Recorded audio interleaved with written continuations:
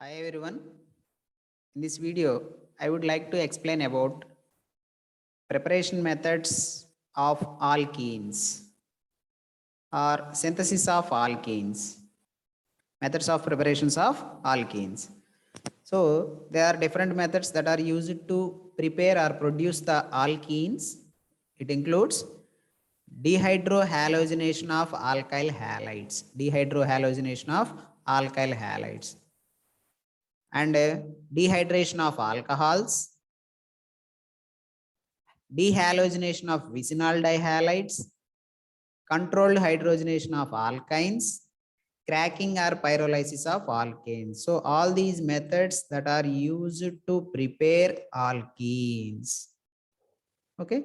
So here the first method, that is dehydrohalogenation of alkyl halides. The dehydrohalogenation of alkyl halides, it gives alkenes by two ways, that is Saint-Jeff's rule and Hoffman rule.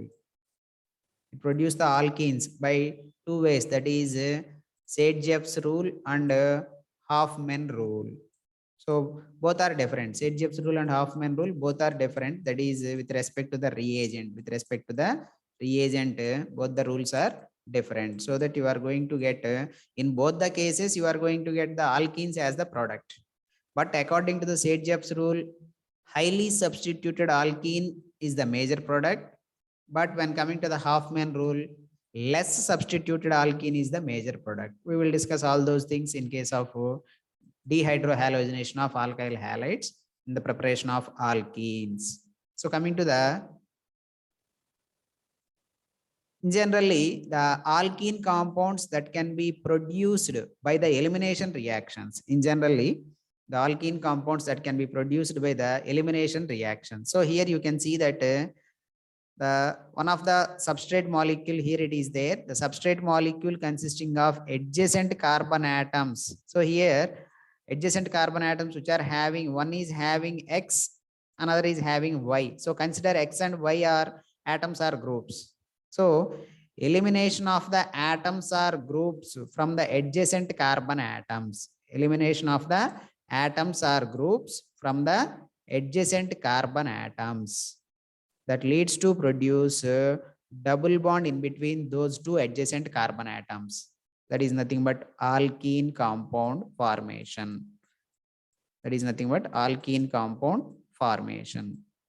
So in generally, the formation of alkenes, it involves in elimination reactions. That is elimination of atoms or groups from the adjacent carbon atoms, that leads to formation of a double bond between these two adjacent carbon atoms.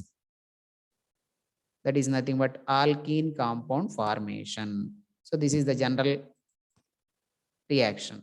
So coming to the various methods, the first one is dehydrohalogenation of alkyl halides. Dehydrohalogenation of alkyl halides, it gives alkenes as the products. So this is one of the way to produce the alkenes or for the preparation of alkenes. So here you can see the reaction. So in this reaction, you can observe alkyl halide. So let us consider this is alkyl halide. So this is the alkyl group which is having halogen, alkyl halide. So alkyl halide, it on heating with sodium hydroxide or potassium hydroxide in presence of alcohol. In such condition, it undergoes alkyl halide, it undergoes elimination. So that elimination is nothing but from this carbon atom halogen that is eliminated, and from the adjacent carbon atom hydrogen that is eliminated. That means from one carbon atom halogen that is eliminated. So the halogen that is attached to particular carbon atom is called as alpha carbon atom, and next carbon atom is called as beta carbon atom. Next carbon atom is called as beta carbon atom. So here you can see that from the alpha carbon atom halogen that is eliminated, from the beta carbon atom hydrogen that is eliminated. So totally hydrogen and halogen which are eliminated. So from the alkyl halide, a molecule of hydrogen halide that is eliminated, that leads to form alkene as the product. That leads to form alkene as the product. So here you can see that From the alpha carbon atom, halogen eliminated. From the beta carbon atom, hydrogen eliminated. In between these two carbon atoms, a double bond that is formed. So this is nothing but your alkene formation. So like that, alkenes that can be produced from the dehydrohalogenation of alkyl halide. The name itself, dehydrohalogenation. D means removal or elimination. Hydro means hydrogen removal. Halogen means halogen removal. So halogen from the alpha carbon atom and hydrogen from the beta carbon atom, which are eliminated from the adjacent carbon atoms. That is nothing but dehydrohalogenation that leads to produce alkene as the product. So with that, here I had given one example by using the alkyl halide, that is 1-chloropropane. So here you can see the 1-chloropropane. So chlorine which is present on the first carbon atom, 1-chloropropane. So 1-chloropropane which on heating with potassium hydroxide or sodium hydroxide in presence of alcohol, halogen that is eliminated from the alpha carbon atom and hydrogen from the beta carbon atom. Finally, you are going to get the double bond in between those two carbon atoms, so that you are going to get propene as the alkene compound. Propene as the alkene compound. So in this case here, the halogen which is present at the terminal end carbon atom. So obviously the halogen which is present eliminated from the terminal carbon, and adjacent carbon atom consisting of hydrogen which is eliminated in this case. But when coming to the unsymmetrical alkyl halides, so here in this reaction you can observe the alkyl halide, it is the unsymmetrical alkyl halide. So here you can see that the halogen that is attached on this particular carbon atom, and on either side of this particular carbon atom, so halogen attached carbon atom, there is nothing but alpha carbon atom. You can observe on either side of this alpha carbon atom, the carbon chain length that is different, so that it is considered as unsymmetrical alkyl halide. So that it is considered as unsymmetrical alkyl halide. So 2-bromobutane, it is the example of unsymmetrical alkyl halide. So in case of unsymmetrical alkyl halide, so here you can see that obviously the halogen that is eliminated from the alpha carbon atom. The halogen which is eliminated from the alpha carbon atom. And coming to this particular molecule, there are two beta carbon atoms are there. You can see the beta carbon atom that is there on the left hand side as well as right hand side. There are two beta carbon atoms are there. For example, if the hydrogen that is eliminated from the right hand side beta carbon atom, if the hydrogen that is eliminated from the right hand side beta carbon atom, if the hydrogen that is eliminated from the right hand side beta carbon atom, then you are going to get the product that is 1-butene as the product. So if the hydrogen that is eliminated from this right hand side beta carbon atom, then you are going to get the double bond in between these two, so that you are going to get the product that is 1-butene as the alkene. So halogen from this alpha carbon atom and hydrogen that is eliminated from the right hand sided beta carbon atom. Then you are going to get the double bond in between the first and second carbon atom, so that it is 1-butene. For example, on the other hand, the halogen that is obviously eliminated from the alpha carbon atom, and the hydrogen which is eliminated from the beta carbon atom which is present on the left hand side. If the hydrogen which is eliminated from the beta carbon atom which is present on the left hand side, in such condition you are going to get the product that is 2-butene as the product. So in such condition you are going to get the double bond between the second and third carbon atoms, in between these two carbon atoms, because halogen from this carbon atom and hydrogen from the left hand side beta carbon atom that is eliminated, so that you are going to get the double bond between the second and third carbon atom.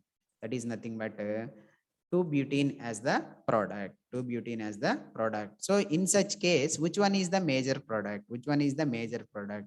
So the highly substituted alkene, that is the major product. Highly substituted alkene. So among these two, the highly substituted alkene, that is 2-butene. So here you can observe that the 2-butene consisting of, this is one of the double bonded carbon atom, and this is the another double bonded carbon atom. So here you can see the first double bonded carbon atom consisting of methyl substituent. There is a one substituent.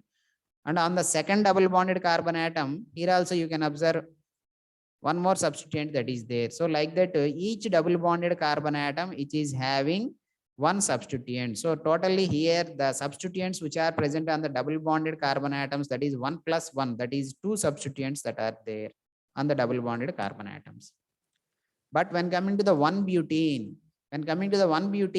here you can see that the number of substituents on that double bonded carbon atoms of the 1-butene, you can see that the first double bonded carbon atom is not having any substituents. Hydrogens are present. There are no substituents. But coming to the second position double bonded carbon atom, here you can see that ethyl substituent is there. Completely considered as one substituent, ethyl substituent. So the total number of substituents in case of 1-butene, that is only 1, because the first position double bonded carbon atom is not having any substituents. Only hydrogens are there, which are not considered as substituents. Other than hydrogens are considered as substituents. And second position double bonded carbon atom consisting of ethyl substituent. So 1 plus 0. Totally, the number of substituents in case of 1-butene, that is 1. But when coming to the 2-butene, the number of substituents which are present on the double bonded carbon atoms, that is 2 substituents. So in which case, the more number of substituents which are present, the more number of substituents which are present in the 2-butene. So that which is highly substituted alkene, that is major product. So why this is considered as major product? In the sense, according to the Saint-Jeff's rule, so the Saint-Jeff's rule, it includes that unsymmetrical alkyl halides, it on reaction with potassium hydroxide or sodium hydroxide in presence of alcohol. According to the Saint-Jeff's rule, it states that halogen, obviously, that is eliminated from the alpha carbon atom, and hydrogen, that is eliminated from the beta carbon atom, which is having less number of hydrogens. So from that, the hydrogen that is eliminated. So here you can see that there are 2 beta hydrogens are there. Right hand side beta hydrogen and left hand side beta hydrogens are there. So you can see that in which one is having less number of hydrogens. From that, hydrogen that is eliminated. So you can see that the left hand side beta carbon atom, which is having less number of hydrogens. The right hand side beta carbon atom, which is having 3 hydrogens. But when coming to the left hand side beta carbon consisting of only 2 hydrogens. So that according to the Saint-Jeff's rule, the beta carbon which is having less number of hydrogens, from that hydrogen that is eliminated. So this hydrogen that is eliminated, and alpha carbon atom consisting of halogen that is eliminated, so that you are going to get the double bond in between these two. This is nothing but Saint-Jeff's product, which is the major product, and it is the highly substituted alkene which is going to be produced as the product in this reaction. So that is the Saint-Jeff's rule. So once again, I repeat, Saint-Jeff's rule, it is also called as Zaitsev's rule. According to the Saint-Jeff's rule, when unsymmetrical alkyl halides which are in reaction with potassium hydroxide or sodium hydroxide in presence of alcohol, that leads to produce highly substituted alkene as the major product, and in which the hydrogen that is eliminated from the beta carbon atom, which is having less number of hydrogens. Here there are 2 beta carbon atoms are there, but in this case only the less number of hydrogens are there. From that, the hydrogen that is eliminated. So you are going to get the double bond in between these 2 carbon atoms. That is nothing but highly substituted alkene that can be produced in this reaction. And during the Saint-Jeff's rule process, it follows the E1 mechanism, elimination 1 type mechanism. Via the 2 steps, elimination 1 mechanism, it occurs through the 2 steps. Okay, so that is the process. And the order of reactivity or ease of reactivity of alkyl halides in this reaction. So the order of reactivity or ease of reactivity of alkyl halides in this reaction, that is, tertiary alkyl halides are more reactive than secondary alkyl halides than primary alkyl halides. So this is about dehydrohalogenation of alkyl halides. It gives alkenes as the products, in which if the alkyl halide is unsymmetrical alkyl halide, then it follows the Saint-Jeff's rule that leads to produce highly substituted alkene as the major product. And on the other hand, there is a opposite rule to that of Saint-Jeff's rule. There is a opposite rule to that of Saint-Jeff's rule. The opposite rule to that of Saint-Jeff's rule, that is Halfman rule. You can remember. The opposite rule to that of Saint-Jeff's rule, that is Halfman rule. So the difference is from that Saint-Jeff's rule, that is here. Previously, in case of Saint-Jeff's rule, we are using KOH or NaOH in presence of alcohol. But when coming to the Halfman rule, that reagent, it is replaced with bulkier base, that is potassium tertiary butoxide in presence of tertiary butanol. It is replaced with potassium tertiary butoxide in presence of tertiary butanol. So with the use of this bulkier base, the steric hindrance that is going to be takes place. So because of that reason, here what happens in this reaction, you are going to get the product that is alkene, but it is the less substituted alkene is the major product. Less substituted alkene is the major product. So why the less substituted alkene that is going to be produced in this reaction, that is, so obviously the halogen that is eliminated from the alpha carbon atom, and here also the alkyl halide consisting of 2 beta carbon atoms are there. 2 beta carbon atoms are there. So you can see that in this Halfman rule, the hydrogen that is eliminated from the beta carbon atom, which is having more number of hydrogens. The hydrogen that is eliminated from the beta carbon atom, which is having more number of hydrogens from that hydrogen that is eliminated. The reason that is because of the use of this bulkier base. Okay. So the bulkier base, which is not having ability to take the or ability to remove the hydrogen from the beta carbon hydrogen, which is more crowding. So here you can see that this is the beta carbon atom, which is present on the left hand side. This is the beta carbon atom, which is present on the right hand side. So you can observe that which one is the crowded one. The left hand side beta carbon, which is the crowded one, more crowded one. So more crowded means this left hand side beta carbon atom, which is connected with 2 substituents. Here you can see one side methyl group. Okay. Yes, you can observe this beta carbon atom, which is the more crowded beta carbon atom, because it has 2 attachments like this. These 2 attachments are there, so that this is more crowded one. But when coming to the right hand side beta carbon atom, which is somewhat less crowded beta carbon atom, because only this one is the attachment. On the other side, there is no attachment, so that this is the less crowded beta carbon atom. So when we use this potassium tertiary butoxide, because of that steric effect, only there is a chance of elimination of hydrogen from the less crowded beta carbon atom. Less crowded beta carbon atom.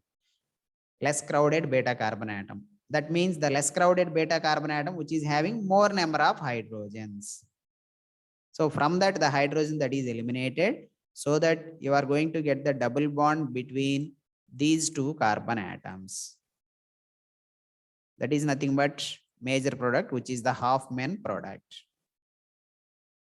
The reason that is here, you can remember that because of the use of bulkier base, the steric hindrance that is going to be takes place. Because of that reason, the base is going to be takes the proton from the carbon atom, which is having more number of hydrogens. So from that hydrogen that is going to be removed, eliminated. Why? Because that beta carbon atom, which is less crowded, when compared to the other one, this is less crowded, so that it can be easily removed from this carbon atom. So that you are going to get, in such condition, you are going to get the double bond between the first and second carbon atoms, so that you are going to get 1 butene as the major product. That is nothing but Halfman product. And this Halfman rule, it follows, that is nothing but the unsymmetrical alkyl halides, which are in reaction with potassium tertiary butoxide, okay, that leads to produce less substituted alkene as the major product. It follows E2 mechanism, elimination 2 type of mechanism. And here you can see the another method that is used to produce the alkenes, that is dehydration of alcohols. Dehydration of alcohols, it also produce alkenes as the products. And this reaction that is proceeded in presence of sulfuric acid. Or not only sulfuric acid, even if you can use the phosphoric acid or phosphorus pentoxide, phosphoric acid or phosphorus pentoxide, phosphoric acid and phosphorus pentoxide, they also act as dehydrating agent. Okay, dehydration of alcohols. Dehydration means removal of water from the alcohol. Removal of water from the alcohol component. That is nothing but dehydration. The sulfuric acid acts as dehydrating agent, or in place of sulfuric acid, you can use the phosphoric acid or phosphorus pentoxide. It also acts as dehydrating agent. Dehydrating agent. So in this reaction, you can see that what happens in this particular reaction, that is, you can see that alcohol, same as that of previous case. Previously, we are using alkyl halide, but here we are using alcohol. That is the only small difference. So here you can see that this is the alpha carbon atom consisting of alcohol. Okay, alpha carbon atom consisting of alcoholic group. And next one is beta carbon atom. So same as that of previous case, here also from the alpha carbon atom, OH that is eliminated. And from the beta carbon atom, one hydrogen that is eliminated. So together removed as water molecule. So in between those two carbon atoms, you are going to get the double bond. That is nothing but alkene formation. So like that, dehydration of alcohols gives alkenes as the products in presence of sulfuric acid or phosphoric acid or phosphorus pentoxide. The same reaction that can be applicable by taking unsymmetrical alcohols, same as that of previous case. Previously, we are using unsymmetrical alkyl halides. Similarly, here also, if you are using unsymmetrical alcohols, if you are using unsymmetrical alcohols, then it follows same Sedgwick's rule as that of dehydrohalogenation of alkyl halides. Okay. So similarly, here also you can observe the unsymmetrical alcohol that is there. This is the alcoholic carbon. On either side of the alcoholic carbon, the number of carbon atoms are different, so that it is unsymmetrical alcohol. So in case of this unsymmetrical alcohol, the alcoholic group consisting of carbon atom is called as alpha carbon atom. Adjacent carbons are called as beta carbon atoms. So according to the Sedgwick's rule, okay, the hydrogen which is eliminated from the beta carbon atom, which is having the less number of hydrogen. So you can see that left hand side beta carbon atom which is having less number of hydrogen. So from that hydrogen that is eliminated, and hydroxyl group from the alpha carbon atom that is eliminated, so that you are going to get the double bond in between these two carbon atoms. That is nothing but highly substituted alkene that is going to be produced as the product according to the Sedgwick's rule. That is 80%, the less substituted one only 20%. So like that, it follows the Sedgwick's rule. According to that, hydroxyl group that is eliminated from the alpha carbon atom, and hydrogen that is eliminated from the beta carbon atom, which is having less number of hydrogen. So here the less number of beta carbon, less number of hydrogens which are present on the beta carbon atom is this one. So from this hydrogen eliminated, so that you are going to get the double bond in between these two carbons. So you are going to get the highly substituted alkene 2-butene as the major product. Okay. So here also the reactivity of alcohols in this reaction, that is, it is also same as that of alkyl halides. Tertiary alcohols are more reactive than secondary alcohols than primary alcohols. This is about dehydration of alcohols gives alkenes. Then another method that is used to produce the alkenes, that is dehalogenation of vicinal dihalides. Dehalogenation of vicinal dihalides. So here coming to the vicinal dihalide means halogens which are present on the adjacent carbon atoms. The halogens, the two halogens which are present on the adjacent carbon atoms, such type of compounds are called as vicinal dihalides. The halogens which are present on the adjacent carbon atoms, such type of compounds are called as vicinal dihalides. So vicinal dihalide compounds, okay, which on treatment with zinc in presence of alcohol. So that zinc, it takes these two halogens which are present on the adjacent carbon atoms, that is going to remove as zinc halide. Then you can see that the adjacent carbons consisting of halogens that are going to be removed, so that you are going to get the double bond in between those two carbon atoms. That is nothing but your alkene as the product. So you can remember that The vicinal dihalides are nothing but halogens which are present on the adjacent carbon atoms, which such type of compounds are called as vicinal dihalides, which on treatment with zinc dust in presence of alcohol, both the halogens which are present on the adjacent carbon atoms reacts with zinc, that is removed as zinc halide, so that you are going to get the double bond in between those two adjacent carbon atoms which are having halogens. Then you are going to get alkenes as the products. So this is one of the example for that 2,3-dibromobutane. So here you can see that second position and the third position both are having halogens, that is bromine. So which on reaction with zinc dust, so that zinc reacts with these bromines, so that both the halogens which are present on the adjacent carbon atoms that are going to be removed as zinc bromide, you are going to get the double bond in between the second and third carbon atom. Then you are going to get 2-butene as the product, that is alkene. For example, if the halogens which are present on the first and second carbon atom, then you are going to get the double bond between the first and second carbon atom. In such case, you are going to get 1-butene as the product, like that. Okay. And another method that is used to produce the alkenes, that is controlled hydrogenation of alkynes. Controlled hydrogenation of alkynes. So here you can see that controlled hydrogenation of alkynes means, so all of you know that alkynes consisting of 1 sigma bond and 2 pi bonds. Alkynes consisting of 1 sigma bond and 2 pi bonds.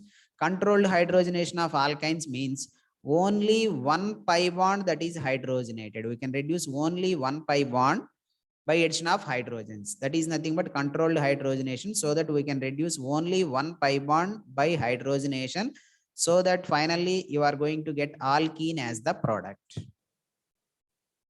Alkynes consisting of 1 sigma bond and 2 pi bonds, 1 sigma bond and 2 pi bonds. So in that we have to reduce only 1 pi bond, so that you are going to get double bond compound alkene. So for that process, it can be hydrogenation, but we have to reduce only 1 pi bond by hydrogenation process. We don't want to reduce the 2 pi bonds. So that is nothing but controlled hydrogenation. So that controlled hydrogenation that can be proceeded in presence of Lindlar's catalyst. For example, if you are using the other catalyst like nickel, platinum or palladium, then it follows the complete hydrogenation. Both the pi bonds are reduced, so that you are going to get alkane as the product if you are using nickel, platinum or palladium. So because of that reason, we have to use Lindlar's reagent. With the use of Lindlar's reagent, only 1 pi bond that is hydrogenated, 1 pi bond that is reduced by hydrogenation, so that you are going to get alkene as the product. That is nothing but controlled hydrogenation.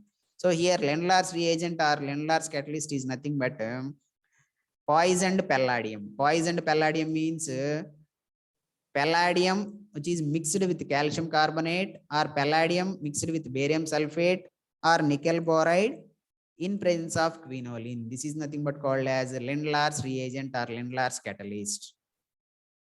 So if it is without poisoned means only palladium if you are using, the complete hydrogenation takes place and both the pi bonds are hydrogenated, you are going to get alkane as the product. But in this case, you can see that the Lindlar's catalyst, okay, so the Lindlar's catalyst which is used to hydrogenate only 1 pi bond, so that the second pi bond as it is retained in that structure, so you are going to get alkene as the product. Okay, so you can remember the Lindlar's reagent usage that leads to controlled hydrogenation, so that from the alkynes you are going to get alkenes as the products. So here you can see that 2-butane, 1 pi bond that is hydrogenated by addition of hydrogens in presence of Lindlar's catalyst, so that you are going to get 2-butene as the alkene product. And not only this method, even from the cracking or pyrolysis of alkanes, you are going to get the alkenes. So here you can see that higher alkanes which on heating at high temperature 500 to 800 degrees centigrade, so the higher alkanes are going to be break down, so that you are going to get lower hydrocarbons, that is lower alkanes as well as alkenes as the products. This process is nothing but called as pyrolysis or cracking of alkanes. So here you can see the example. If you take the ethane which on cracking or pyrolysis, which on heating at high temperature in the absence of air. Okay, so the molecule is going to be breakdown, undergoes decomposition. You are going to get lower hydrocarbons, alkane, that is methane. And not only that, it undergoes dehydrogenation that leads to produce alkene compound, that is ethene.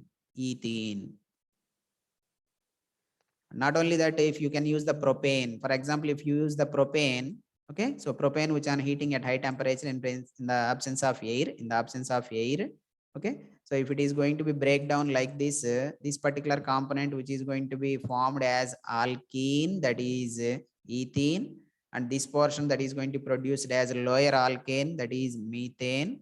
Okay, sometimes the terminal carbon and adjacent carbon, if it on dehydrogenation, there is a formation of double bond between these two carbon atoms, then you are going to get the propene as the alkene compound. So like that, in this reaction, you are going to get propene as the alkene as well as ethene or ethylene as the alkene products. So by this method, we can produce the alkenes.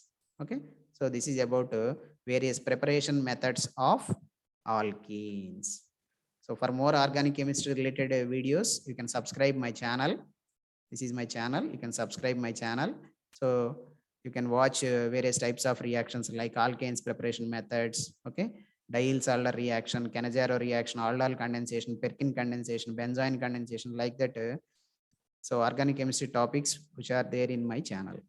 So please watch and share my channel to your friends. Thank you.